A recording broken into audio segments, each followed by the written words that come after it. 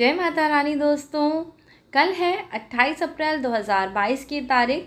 कल गुरुवार प्रदोष त्रयोदशी का व्रत है। बैसाख मास में आने वाले प्रदोष व्रत का विवरण आज मैं आपको बताने वाली हूँ।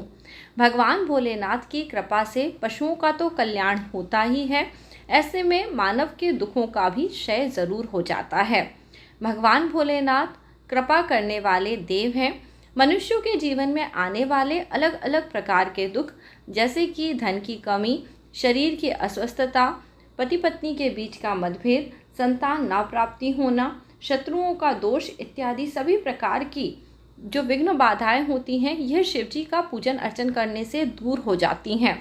देखिए, सभी लोग हर व्रत नहीं कर पाते। ऐसे में प्रदोष के दिन पे यदि आप व्रत नहीं भी करते हैं तो प्रदोष काल में करा हुआ छोटा सा उपाय आपके जीवन के बहुत बड़े बड़े दुख कष्ट को दूर कर देगा। भवाय भवनाशाय महादेवाय धीमते रुद्राय नीलकंठाय शर्वाय शशिमौलिने उग्रायोग्रघनाशाय भीमाय भयहारिणे ईशानाय नमस्तुभ्यं पशूनां पतये नमः। दोस्तों, वीडियो के प्रारंभ में ही शिव जी का नमन करने से आप सबको शक्ति मिलेगी, ऊर्जा मिलेगी जीवन के दुखों को दूर करने की। जिन्हें ये वीडियो पसंद आ रहा है वो वीडियो को लाइक ज़रूर करें और नीता विक्रम परिवार से जुड़ के अपने जीवन में तरक्की करने के लिए, आगे बढ़ने के लिए चैनल को ज़रूर सब्सक्राइब करें। दोस्तों, तिथियों का पूजन करा जाता है। ऐसे ही त्रयोदशी तिथि बहुत विशेष होती है। सभी शास्त्रों में बताया गया हुआ है, जो भी मनुष्य कलयुग में शिव जी का पूरी श्रद्धा और भक्ति से पूजन करेंगे उनके जीवन में दुख नहीं रहेंगे। परंतु हम में से अधिकतर लोग शिव जी का पूजन अर्चन करते हैं और फिर भी दुखी रहते हैं। दोस्तों, सबसे पहले आज मैं आपको एक बहुत ही गुप्त उपाय, गुप्त बात बता रही हूँ, जिसका वर्णन शिव पुराण में मिलता है। देखिए, पशुपति के व्रत करें, चाहे शिव जी के मंत्रों का जाप करें, चाहे आप कितनी ही पूजन अर्चन कर लें, परंतु यदि आपके दुख दूर नहीं हो रहे हैं, यानी आपके जीवन में कहीं ना कहीं पशुता बाकी है। अब दोस्तों, पशुता का अर्थ केवल जानवरों से नहीं होता है। मनुष्य के व्यवहार में भी नाना प्रकार की पशुताएं होती हैं। कई लोगों को बहुत गुस्सा आता है, कई लोग अत्यधिक भोजन करते हैं, कई लोग दूसरों के प्रति बिल्कुल भी सौम्य व्यवहार नहीं रखते। इसे मानव जीवन में पशुता ही कहा गया है। और जब तक व्यक्ति स्वयं शिव जी के आकार का न हो जाए या शिव जी को अपने हृदय में धारण न कर ले, उसके जीवन में कभी भी शिव जी की कृपा आ ही नहीं सकती। तो दोस्तों, यदि आप बहुत पूजा पाठ करते हैं और आप ये सोचते हैं कि केवल पूजा पाठ करने से शिव जी आपको पूजा का फल देंगे, तो ये बहुत बड़ी गलती है। आप अपने व्यवहार को ज़रूर सुधारिए। जो कमियां मैंने आपको बताई हैं, जो दिक्कतें मैंने आपको बताई हैं, उनके बारे में ध्यान दीजिए और प्रदोष के दिन पे कुछ छोटे छोटे उपायों को करिए। इन छोटे छोटे उपायों को करने से आपके जीवन के बड़े बड़े दुख दूर हो जाएंगे। सभी चीज़ों का फल भगवान के श्री चरणों में अर्पित करते हुए प्रदोष के व्रत में आपको पूजन अर्चन करना चाहिए। देखिए, शिव मंदिर यदि जाना संभव हो तो अपने घर से थोड़ा सा कच्चा दूध जल में मिला के एक लोटे में ज़रूर ले जाना चाहिए। जीवन में जो विष होता है उसको दूर करने का काम यह कच्चा दूध करता है।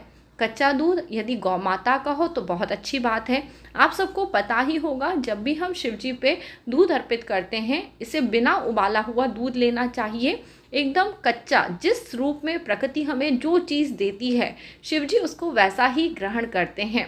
और दूध भी इसलिए ग्रहण करते हैं क्योंकि मानव के जीवन के जो कष्ट होते हैं वह हमारे इमोशंस के रूप में सबसे ज़्यादा हमारे ऊपर हावी हो जाते हैं। और दोस्तों, चंद्रदेव का जो पदार्थ होता है वो दूध होता है।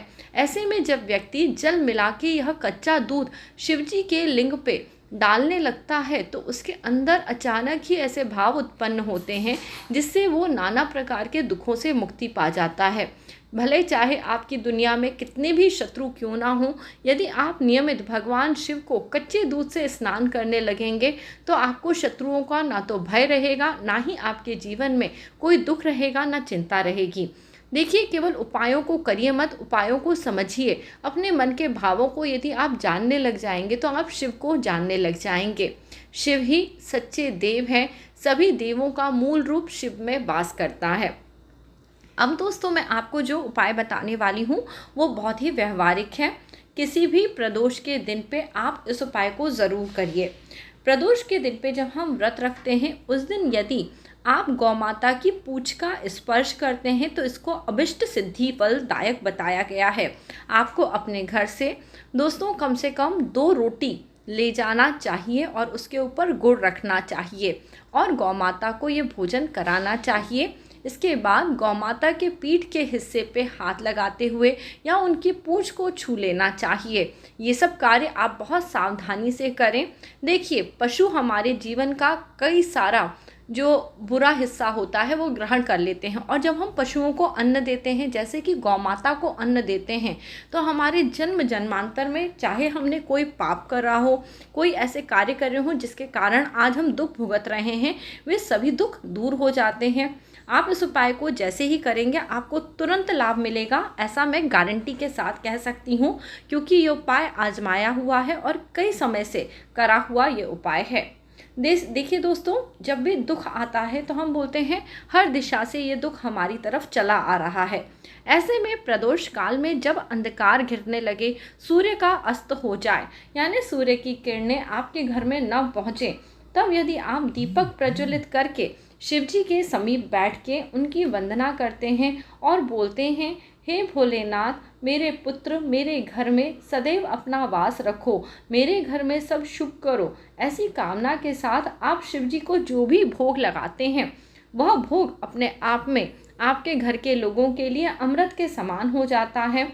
और वहीं पे दोस्तों, जहां आप बैठे हैं, 8 दिशाओं में 8 दीपक आप लगा सकते हैं, या फिर 8 बत्ती का दीपक भी आप लगा के शिव जी से प्रार्थना करें कि हमारे घर में किसी भी प्रकार का दुख ना आए।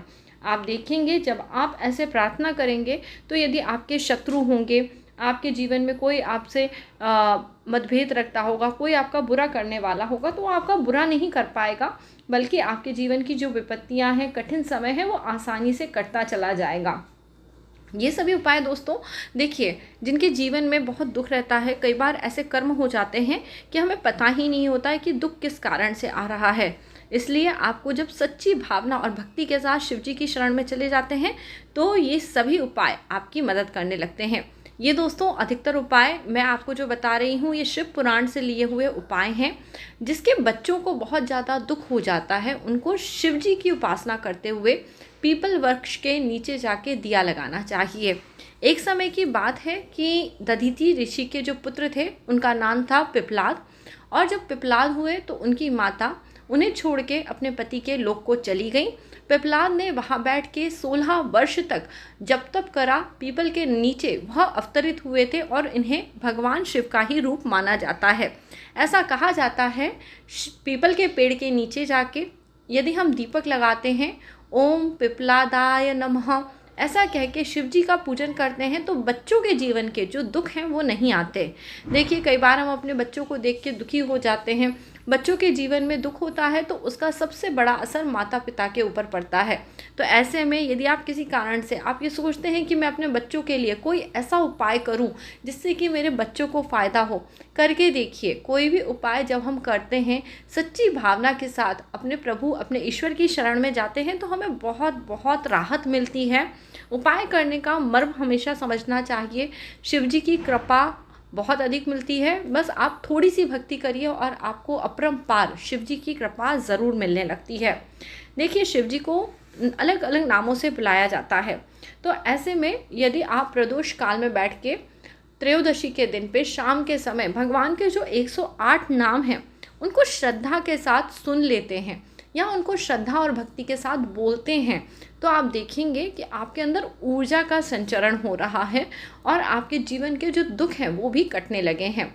मैं कोशिश करूंगी नीता विक्रम परिवार के लिए भगवान शिव जी के 108 नाम आपके लिए इस चैनल पर डालूं।